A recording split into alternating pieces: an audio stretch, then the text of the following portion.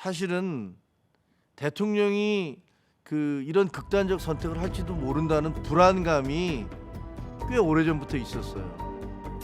역대 어떤 권위주의 정부보다 가장 위협적이고 위험하다. 대통령님께 정말 유튜브 좀 그만 보시라고 정말 말씀드리고 싶고, 계속 이렇게 가면 정말 우리 모두 다 죽습니다. 한동훈이하고 일부 정치인들 일부 호명하시면서 당신 앞에 잡아오라 그랬습니다. 당신이 총으로 쏴서라도 죽이겠다고 했습니다. 또 급하게 술도 한두 잔 들어간 게 있어서 감정이 격해져서 제가 무릎 꿇고 그러고 말씀드렸습니다. 시민 안에 날리면 쪽팔려서. 그때 비대위원들이 대통령 관저에 가서 저녁을 한번 먹은 적이 있었거든요. 근데 그때 대통령이 술에 취하니까 비슷한 얘기를 하시더라고요. 본인이 비상대권이 있다. 그리고 본인이 싹 쓸어버리겠다. 그런 얘기를 하시는데 정말 깜짝 놀랐거든요. 내가 기억나는 게 내가 총살을 당하는 한이 있어도 다 싹 쓸어버리겠다. 이런 얘기를 하시더라고요.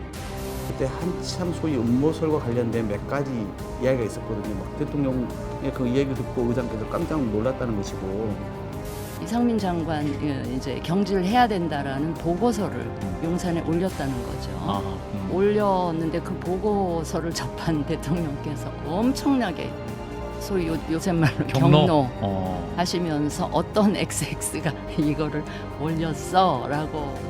국민의힘 여성 의원들 초청하는 이런 오찬 자리가 있어가지고 저도 함께 식사를 해봤는데, 그러셨죠. 김건희 여사가 김건희 여사 본인에 대한 어떤 이런 각종 소문, 루머 이런 부분들에 대해서 굉장히 예민하게 느끼고 있다, 이거를 느꼈거든요.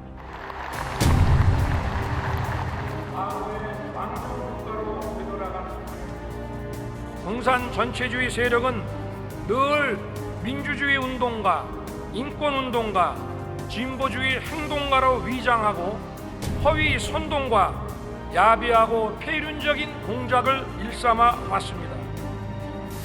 야당은 만나지도 않고 듣기 싫은 언론은 좌파 언론으로 매도하고 법은 다 무시하고 시행령으로 밀어붙이고 국회 입법은 거부해버리는, 과연 이런 것도 민주주의라고 부를 수 있습니까?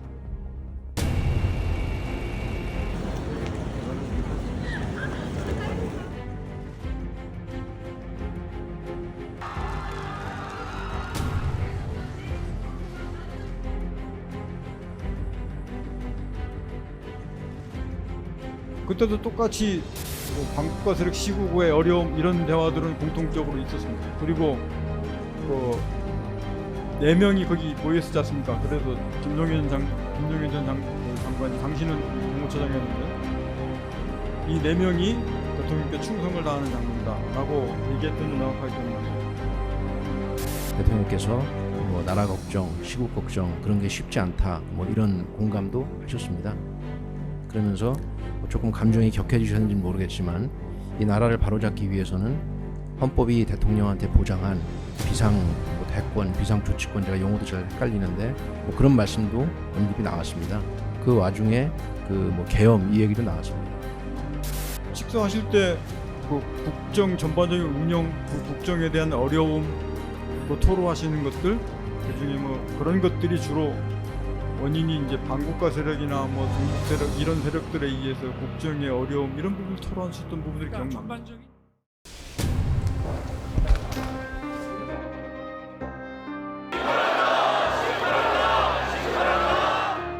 윤 전 대통령은 한동훈은 빨갱이다라는 말과 함께 야당인 민주당을 비난하며 군이 개입해야 하는 것 아니냐는 취지의 발언도 했다고 적었습니다. 이 같은 발언을 들은 강호필 당시 합참차장은 귀국 후 신원식 국방장관에게 대통령이 군을 정치에 끌어들이려 하니 전역하고 싶다며 우려를 표했던 것으로 드러났습니다. 특검에 따르면 이에 분노한 신원식 당시 국방장관이 김영헌 당시 경호처장에게 전화를 걸어 크게 항의까지 한 것으로 전해졌습니다.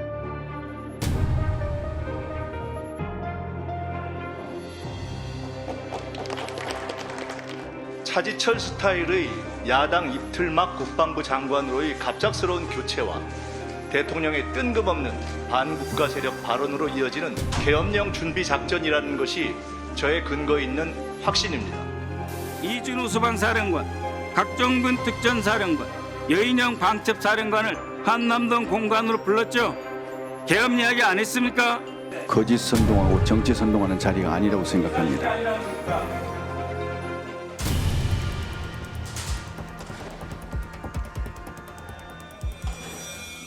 지금까지 제가 안 했던 말씀은 차마 그 말씀을 안 드렸는데, 한동훈이하고 일부 정치인들 일부 호명하시면서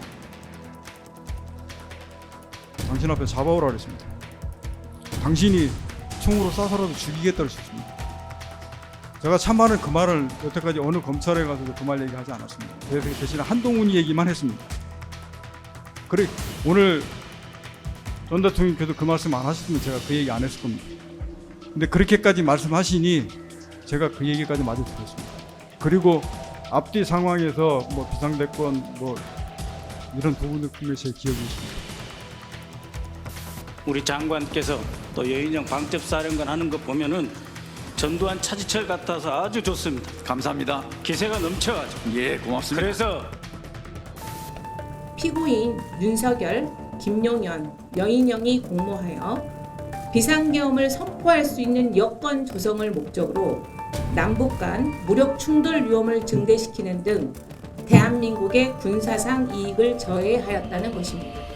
해면이 손상되어 반드시 대응할 수밖에 없는 타겟팅, 평양, 원산 외국인 관광지 김정은 휴게소, 국가 안보를 책임지는 국가통수권자인 대통령과 국방장관이 비상계엄 여건 조성을 목적으로 삼청동 안가 모임 당시 윤석열 전 대통령이 요즘 나라가 많이 시끄럽다. 종북 좌파 세력, 반국가 세력들이 사회 곳곳에서 나라를 굉장히 혼란스럽게 하고 있다.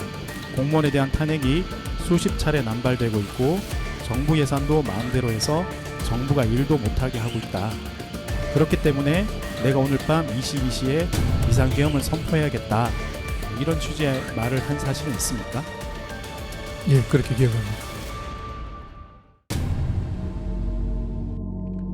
종북 반국가 세력들을 일거에 척결하고 자유 헌정 질서를 지키기 위해 비상계엄을 선포합니다. 저는 지금까지 폐악질을 일삼은 망국의 원흉 반국가 세력을 반드시 척결하겠습니다. 저를 믿어 주십시오. 감사합니다.